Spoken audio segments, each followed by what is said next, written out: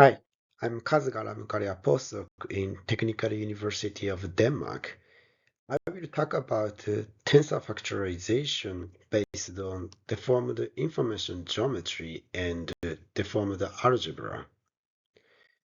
Before diving into the research topic, I would like to briefly show the big picture of my research project.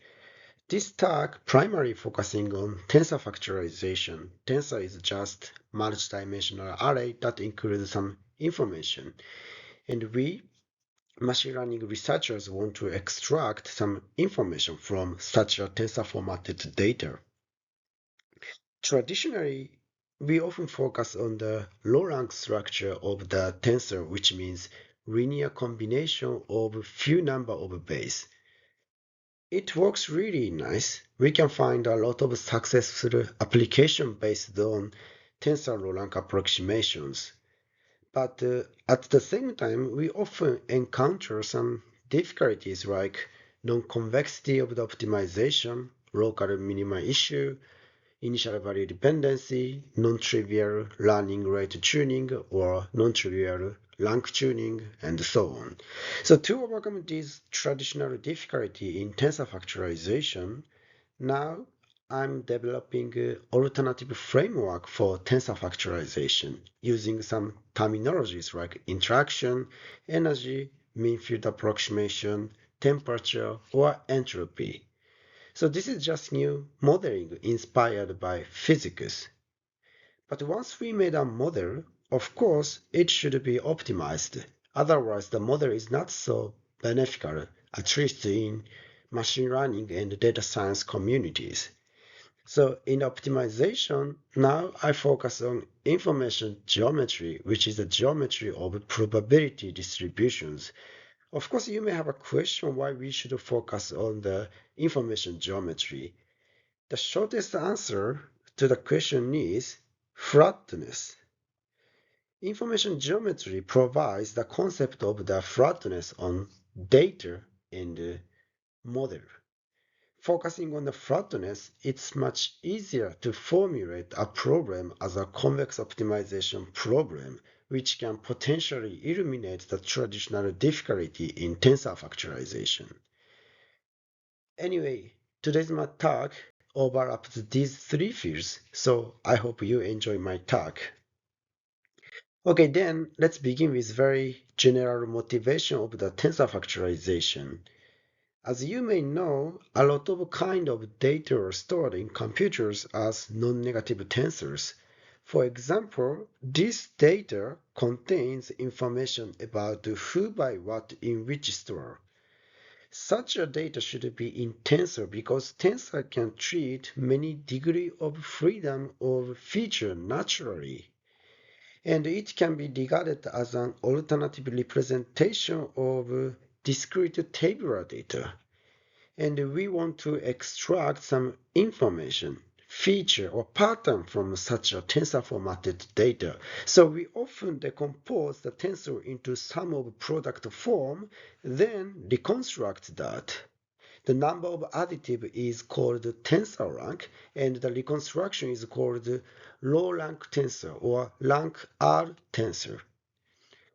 If the reconstruction error between input tensor and reconstructed tensor is enough small, then we believe the factorized representation has a shrinked information about the original data, and obtained representation can be used for various applications including data analysis, data compression, data mining, pattern recognition, density estimation, denoising, outlier, and anomaly detections. Anyway, this is the tensor factorization. The task seems to be very simple. Only we have to do is just optimizing that quantity, right? So the next question is, what kind of objective we should consider? What kind of objective function we should minimize in the tensor factorization? We can come up with L2 norm or Frobenius norm, which seems to be very natural measure between two tensors. But unfortunately, even in the simplest case, I mean for rank 1 setting, It's known that globally optimization of rank 1 approximation minimizing the Frobenius norm or L2 norm is known to be NP-hard problem, and the objective is non-convex. So we need to run the algorithm multiple times to find a better solution with randomized initialization, which takes more computational resources, which takes time. And it's also reported that if we increase the number of rank, then the problem might be ill-posed. How about the KL divergence? The KL divergence is also known as relative entropy to describe the similarity between two distributions. Actually, if we assume the non-negativity and normalization of a given tensor T and reconstruction P, they can be regarded as discrete joint probability distributions. So in this assumption, we can use the KL divergence to describe the similarity between T and P. And actually, the reconstructed tensor P that minimizes the KL divergence from given tensor T approximates the true distribution behind the data, which is equivalent with maximum likelihood estimation in statistics. And interestingly, instead of L2 norm or Frobenius norm minimization, if we optimize the KL divergence, at least rank 1 approximation is convex optimization problem. And in our previous work, we pointed out the convexity of rank 1 approximation minimizing the KL divergence comes from the flatness of the model space. But this is just for rank 1 case. Rank 1 tensor has a limited model capability, so it's not so practically useful. If we increase the number of rank, then the model has additive. That additive easily destroys the model flatness, so we need the non-convex optimization. So in our previous work, instead of increasing the tensor rank, we increase the higher order interaction among tensor mode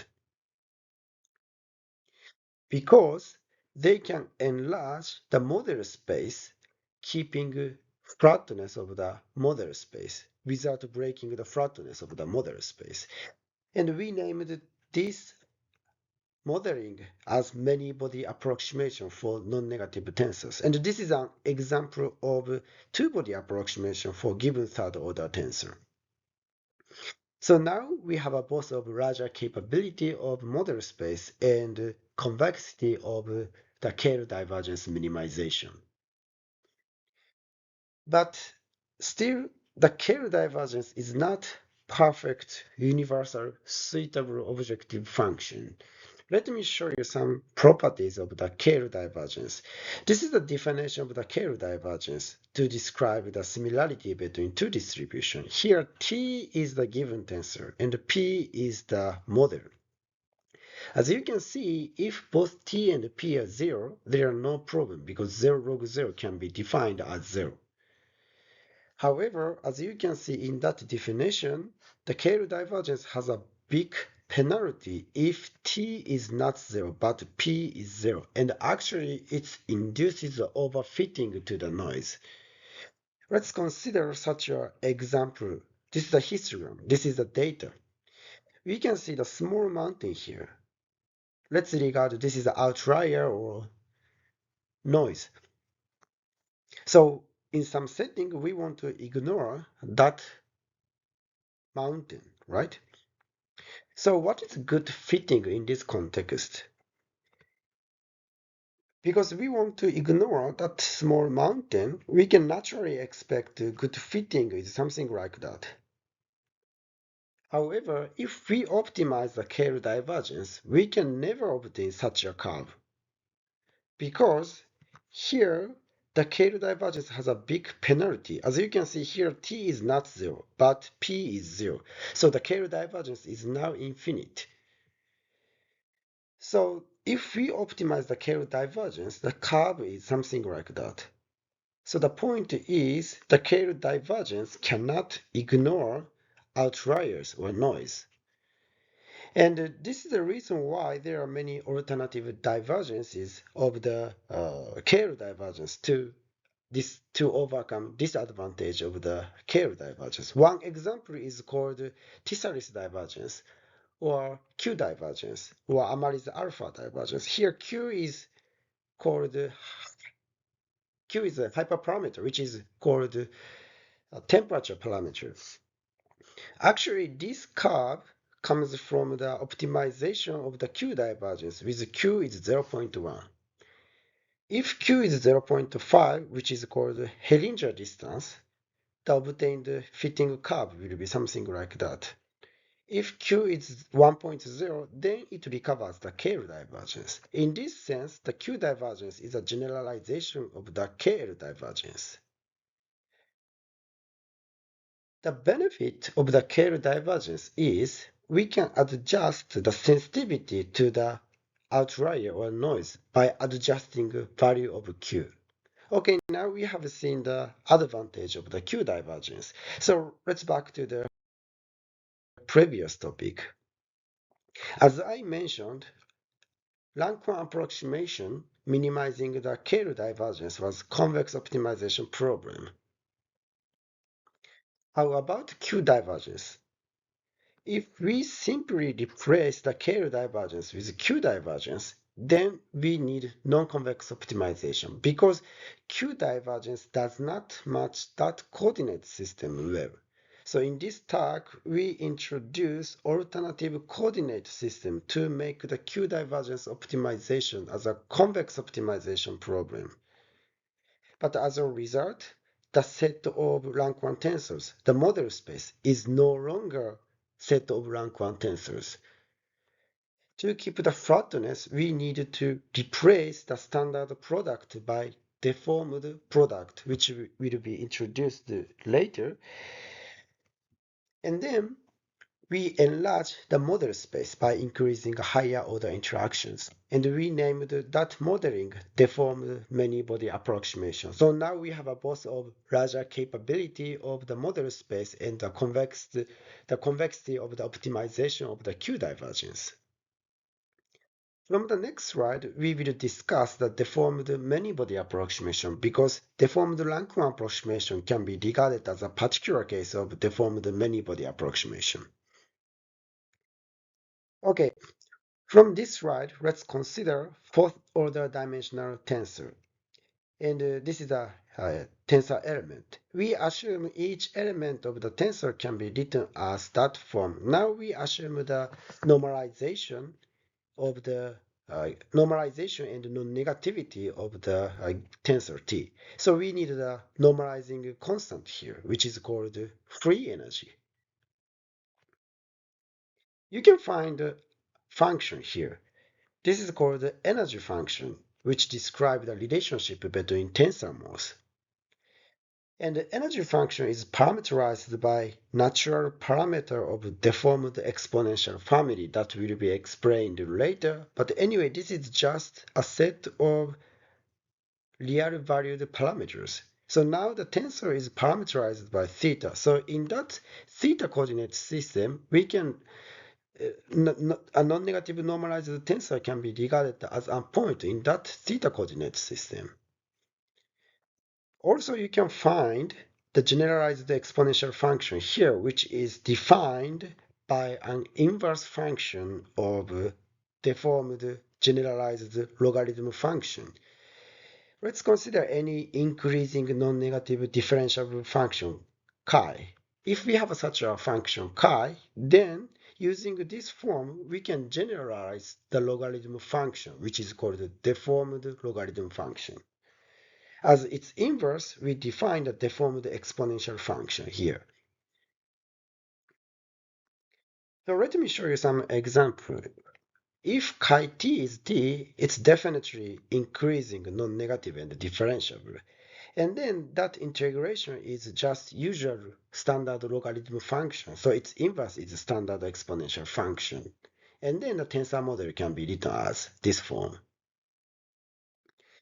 If chi t is t to q, where q is called the temperature parameter, then the corresponding deformed exponential can be given as that form. This is called Tissaris deformation.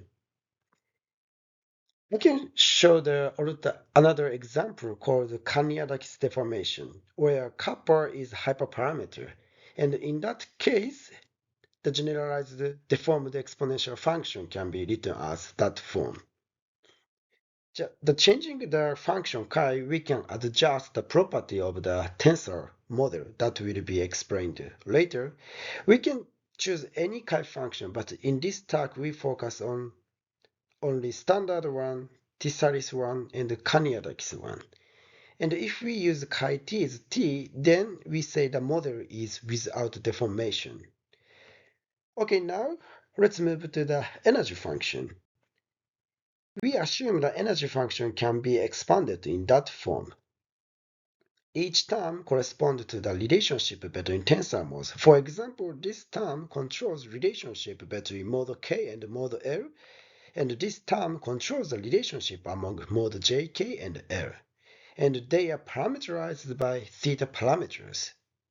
And in the next step, we assume some of these theta parameters need to be zero after the decomposition to ignore higher order interactions. For example, let's assume all of them are zero after the decomposition. Then the factorized representation can be written as Pi times Pj times Pk times Pl, where the product is defined by deformed product, which is defined to satisfy to exponential rho for generalized exponential function.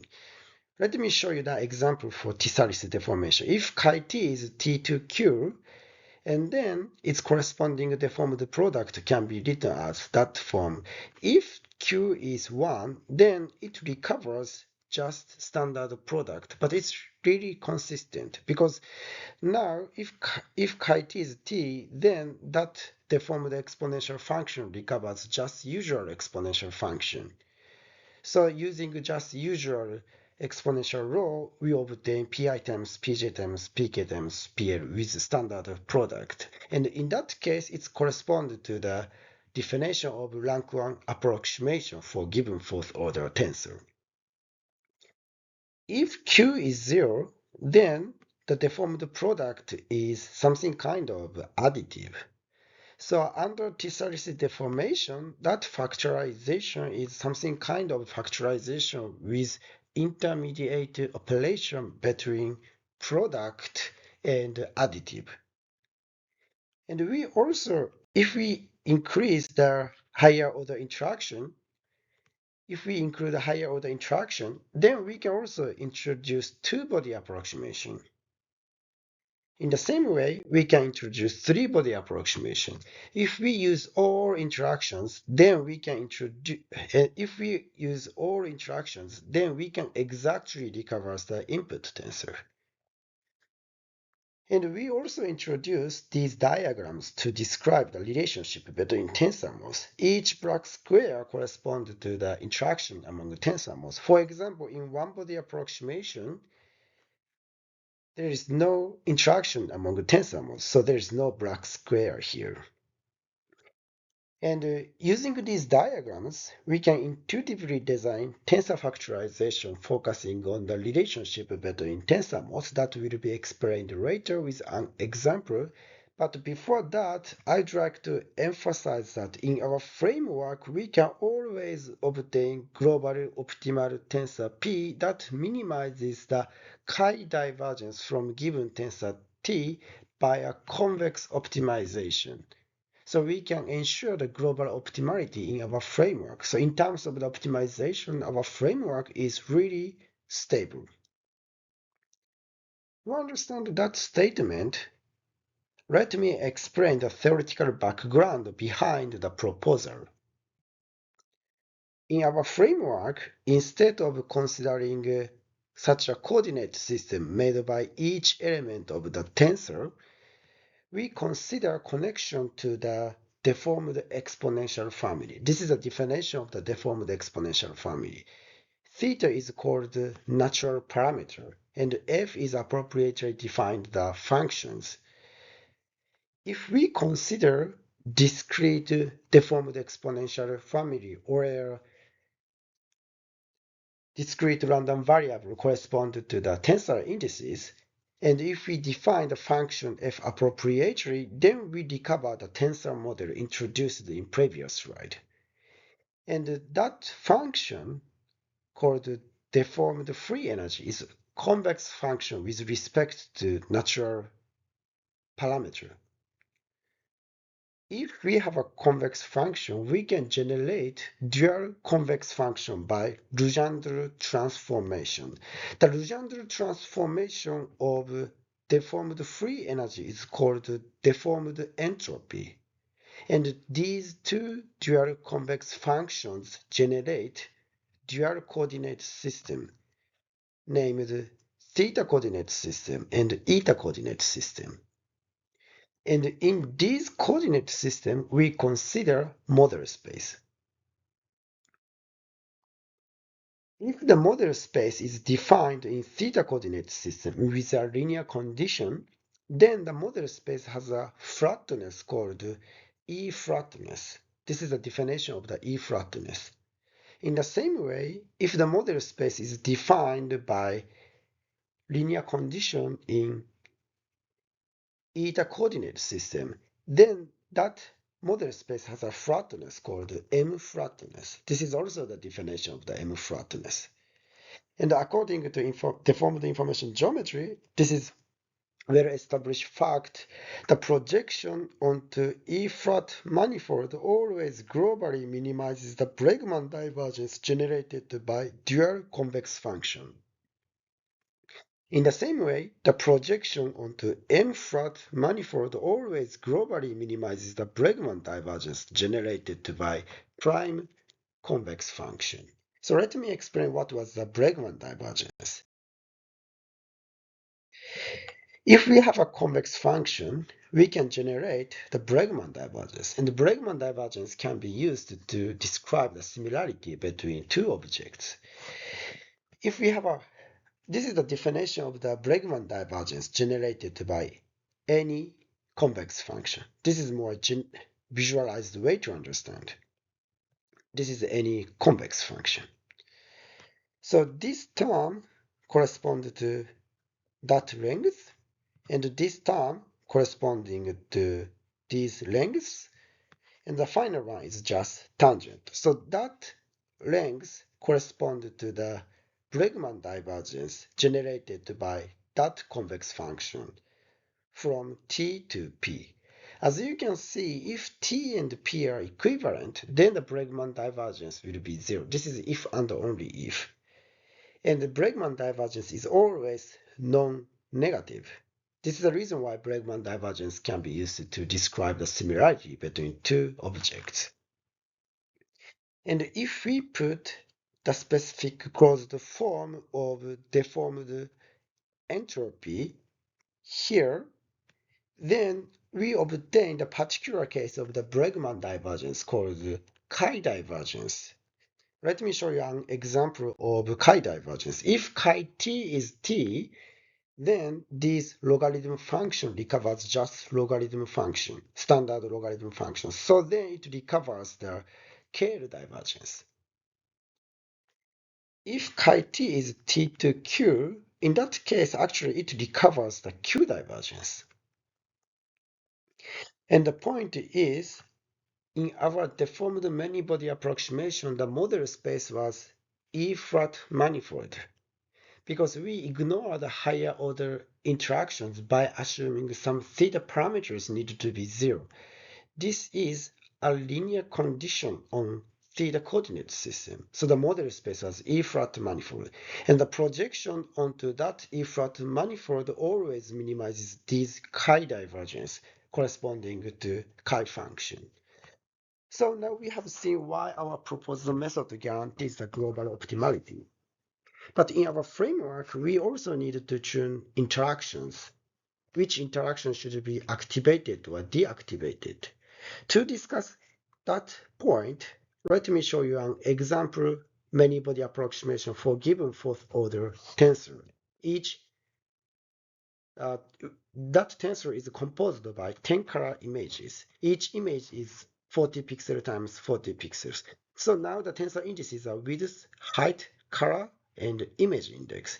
And this is a reconstruction by three-body approximation. And each black square corresponds to the interaction among tensor modes. Let me show you what would happen if we deactivate some of these interactions. Let's focus on that interaction. That interaction describing the relationship between color and pixel position. If we deactivate that interaction, then the reconstruction would be something like that. As you can see, now the color richness is very poor comparing to three-body approximation. But it's very consistent result, natural result, because now color cannot depend on pixel position in each. So now color cannot depend on pixel position. So in each reconstructed image needed to be monotone. But still this interaction is activated. So color can depend on image index. So the reconstruction will be 10 different colors monotone images. It's very natural result. If we also deactivate that interaction, then the reconstruction will be entirely monotone. And actually, this interaction corresponds to the shape of each object. So if we deactivate that interaction, then the reconstruction cannot capture the shape of each object. So the point is, using these diagrams, we can intuitively design tensor factorization focusing on relationship between tensor modes. In traditional row-rank approximation, we needed to the rank tuning, but the meaning of rank is not so intuitive in many cases. On the other hand, in many applications of tensor factorization, tensor has some meaning in each tensor mode. Focusing on that meaning, now we are decomposing the tensor intuitively. That's the reason why I feel our framework is more explainable and easy to tune comparing to traditional row-rank approximation. But this is just for many-body approximation without deformation. Let's see the benefit coming from deformation. So to see the benefit of deformation, let's consider the noising task. This is true image, and now we have some noise here. So let's reconstruct such noisy tensors by Tessalis deformed three-body approximation, changing the value of Q. If Q is 1.0, it's equivalent with the many-body approximation, three-body approximation without deformation. In that case, the reconstruction included a lot of noise. It's very natural because now we are optimizing the K divergence, and the K divergence cannot ignore the noise. But if we change the value of Q, then the reconstruction is less noisy. I can also share that figure. The horizontal axis is the strings of the noise in noisy input data. And the vertical axis is the relative reconstruction error, which is defined by the Frobenius norm between reconstruction and the true image. So the small value means better result. The purple line is the result of many-body approximation without deformation. As you can see, changing value of Q, we can obtain better results. But this is for Tessalis case. How about Kaniadaki's case? Interestingly, the Kaniadaki's case, the result was opposite. Kaniadaki's deformation enhanced the sensitivity to the noise. Maybe we can potentially use that property for outlier detection or anomaly detection, but it will be the future work. Okay, now, so far we have discussed the property of deformed many-body approximation, the global optimality and denoising property by Tessalis deformation, and intuitive model design by interactions. But this is very different modeling than traditional row-rank approximation. So can we say something about about row rank approximation based on deformation?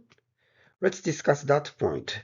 In our framework, firstly, we considered the deformed rank 1 approximation and we enlarged the model space by increasing higher order interaction. Then now we have a both of larger capability of the model and convexity of the optimization of the Q divergence.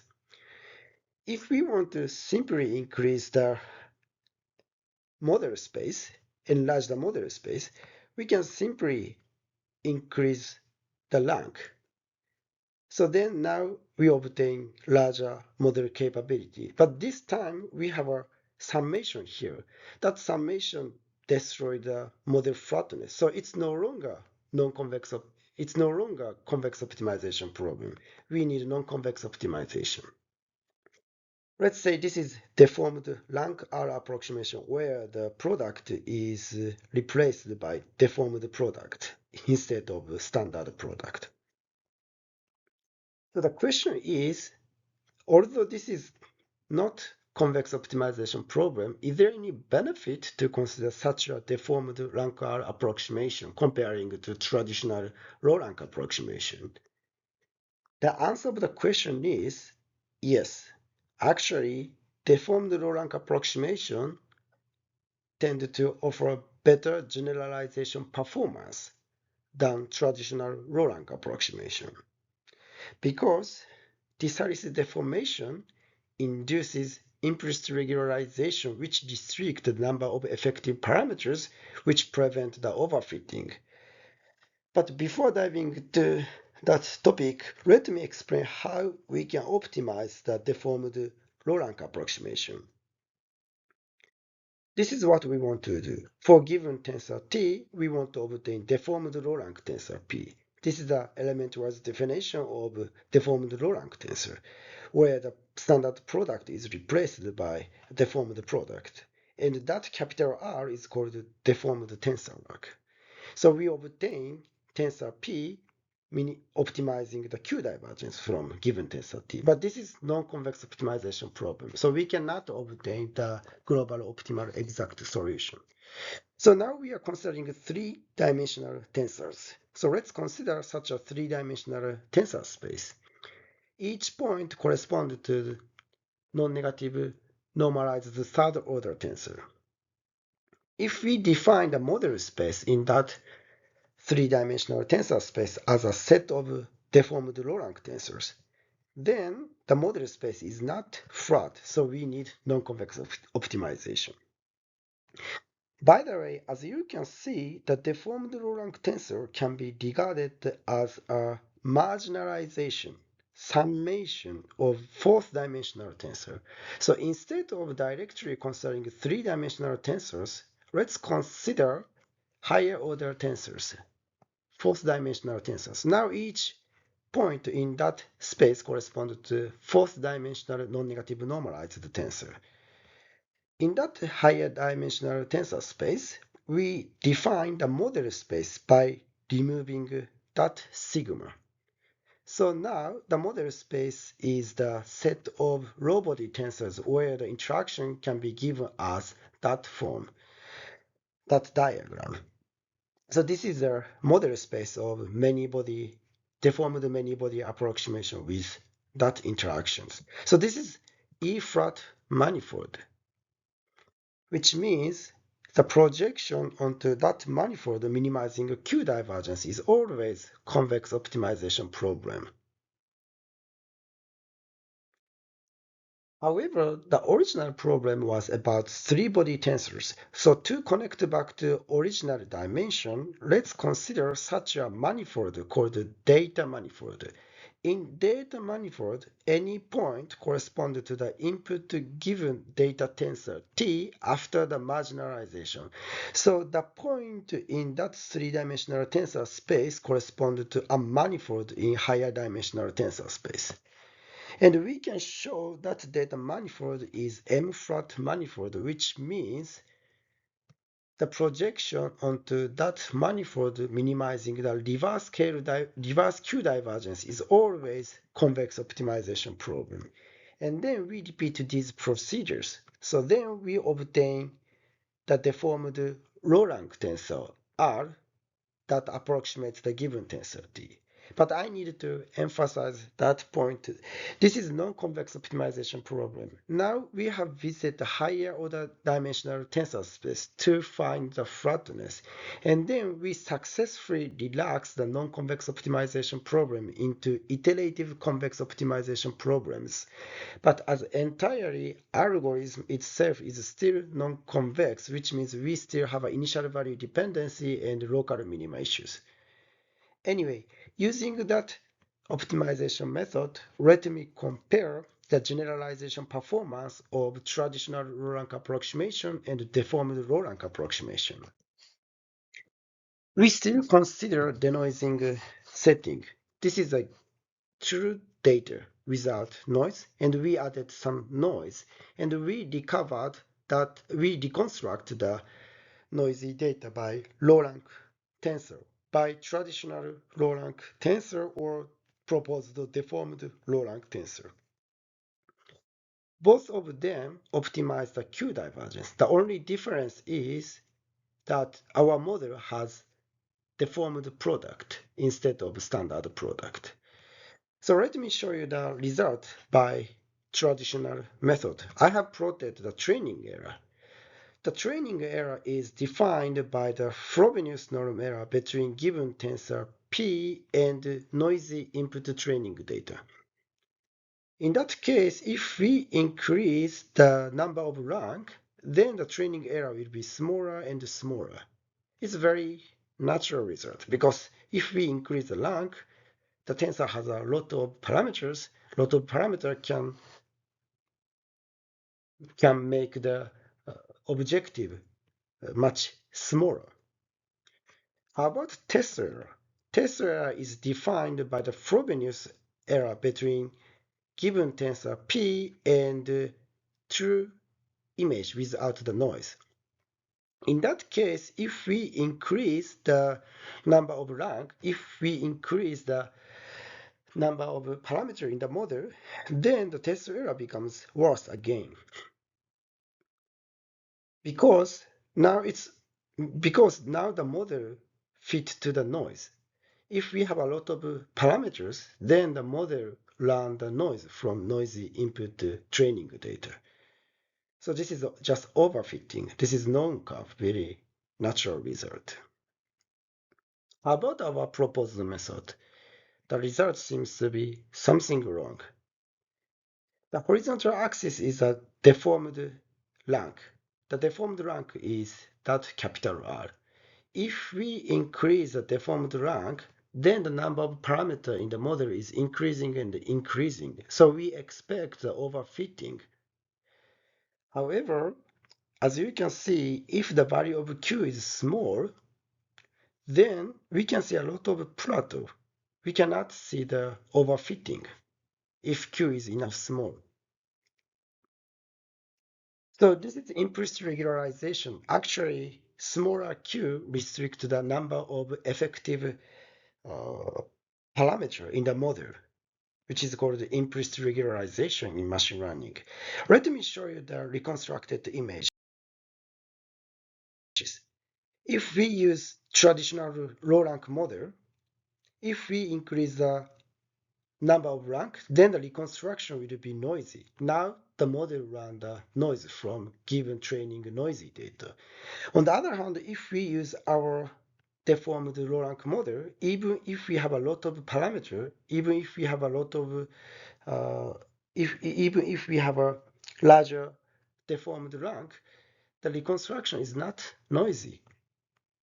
More theoretically, we have shown that if the value of Q is enough small, then regardless of the value of deformed rank, the traditional tensor rank of deformed low rank tensor is bounded. So the number of effective parameter is restricted. This is implicit regularization.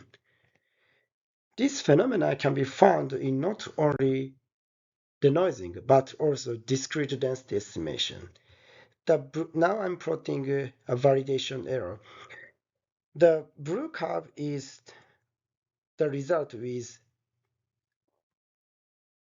traditional method, existing low-rank model, baseline method.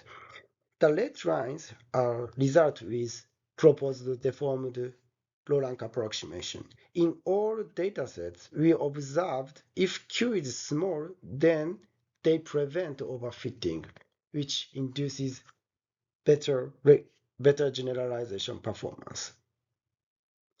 Okay, now let me summarize my talk.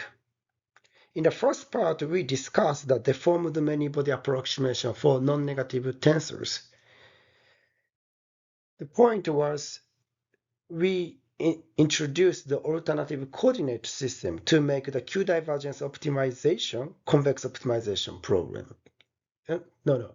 We introduced the alternative coordinate system to make the Q divergence optimization as a convex optimization problem.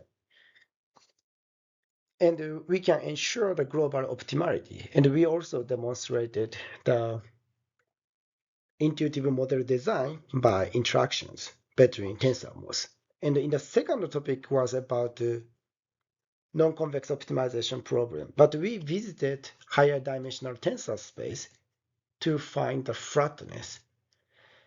And we deduced the non-convex optimization problem into iterative convex optimization problem. And interestingly, we show the Tissaris deformation induces the implicit regularization. In my view, this is the first finding of implicit regularization by modifying the definition of the standard product. And this work has been accepted in AI Stat 2026. Okay, thank you for listening.